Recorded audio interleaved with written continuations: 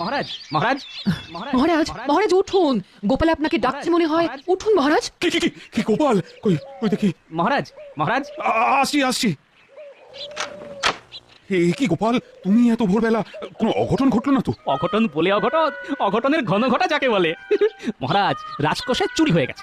সে কি, বলো কি গোপাল, তুমি থাকতে চুরি? বেড়ালের সামনে আমি ইচ্ছে করেই মাছটা রেখেছি যাতে বেড়ালটাকে হাতে নাতে ধরতে পারি। কি সব বলছো গোপাল, আমার মাথায় তো কিছুই ঢুকছে না। চলুন আমার সাথে, তাহলে একদম ছটছট করে মাথায় ঢুকে যাবে। হ্যাঁ, চলো তো দেখি।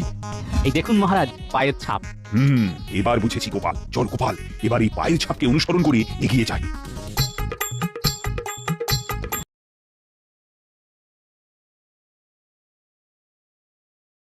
কি ছাপটা মন্ত্রী বাড়ির এখানে এসে মিলিয়ে গেল কেন? মহারাজ, বেড়ালটা এই বাড়িতেই ঘাপটি মেরে লুকিয়ে আছে। আচ্ছা, এবার বুঝেছি, এই সব মন্ত্রীর বুদ্ধি। শুধু কি মন্ত্রী মশাইয়ের একার বুদ্ধি? চলুন ঘরে গিয়ে দেখবেন, হয়তো দু একটা আরো হুলো বেড়াল বেরিয়ে আসবে। কে? বাইরে এসে দেখুন কে এসেছে।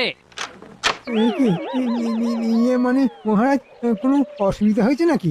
মানে আমাকে ডেকে পাঠাতেন, আমি চলে যেতাম, আপনি কষ্ট করে আসতে গেলেন কেন? হ্যাঁ, একেবারে নিয়ে যাবার জন্যই আসলাম। হ্যাঁ, মহারাজ আবার সব জেনে গেল নাকি? না মানে আমি বুঝলাম না মহারাজ। মহারাজ সব বুঝিয়ে দেবেন আপনাকে, কষ্ট করে একটু অপেক্ষা করুন। কথায় আছে না, অপেক্ষার ফল মিষ্টি হয়। করি আপনার তেতো হবে। মন্ত্রী, আমি তোমার বাড়ির ভেতরে তল্লাশি নেব। না মানে মহারাজ, তুমি তল্লাশি নিতে দেবে নাকি তোমার বাড়ি ঘর ভাঙবো আমি?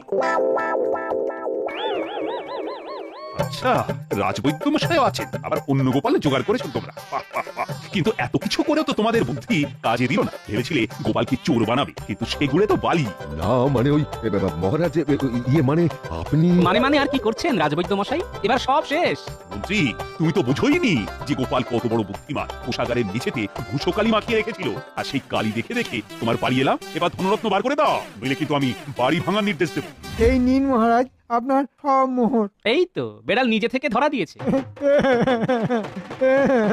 মহারাজ আমাদের ক্ষমা করে দিন মহারাজ।